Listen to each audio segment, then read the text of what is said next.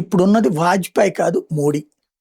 ఇదివరకట ఉన్నటువంటి పరిస్థితులు కాదు ఇప్పుడు కేంద్రంలో. ఇది గుర్తుపెట్టుకోవాల్సినటువంటి అవసరం ఉంది. ఇంకోటి, Bharatiya Janata party sincere responsible పాత్ర పోషిస్తోందన్నది కూడా గ్రహించాలి.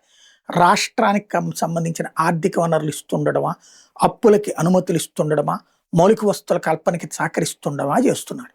ఇప్పుడు 2019-24 మధ్యలో జగన్మోహన్ రెడ్డి సంపూర్ణ మద్దతు ప్రకటించాడు. 22 మంది ఎంపీలు ఏది లోక్సభలో, 11 మంది రాజ్యసభలో ఉన్నటువంటి ఎంపీలు అందరూ సంపూర్ణమైనటువంటి మద్దతు. తెలుగుదేశం కూడా మద్దతు ప్రకటించింది అన్ని బిల్లులకి. ఆ రోజున తెలుగుదేశం వాళ్ళు ఎంపీలు ఏమన్నా వినతి పత్రం తీసుకెళ్తే రామ్మోహన్ నాయుడులు వీళ్ళు తీసుకునేవాళ్ళు కదా. ఏ అంశం మీద తీసుకెళ్ళినా తీసుకునేవాళ్ళు కదా. జగన్ మద్దతు ఇస్తున్నాడు కాబట్టి మీరు మా దగ్గరికి రావద్దని లేదు కదా.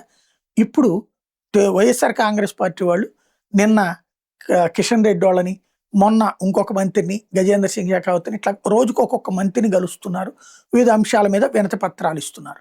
ఆ వినతి పత్రాలు ఇవ్వడం అనేటటువంటిది ఒక పొలిటికల్గా ఓ మైలేజ్ కోసం చేస్తారు. దాంతోనే మైలేజ్ రాదు, ఇది ఒక ఫీలింగ్. అక్కడ కేంద్రంతో పలుకుబడి తమకి కూడా ఏం పోలేదని చెప్పే సంకేతం ఉంటుంది. ఇప్పుడు వాళ్ళకి అపాయింట్మెంట్లు ఎందుకు ఇస్తున్నారంటూ రచ్చ మాత్రం ఇప్పుడు కొంతమంది బిగిన్ చేస్తున్నారు. సన్నాయి నొక్కులు అది తగ్గించుకుంటే బెటర్.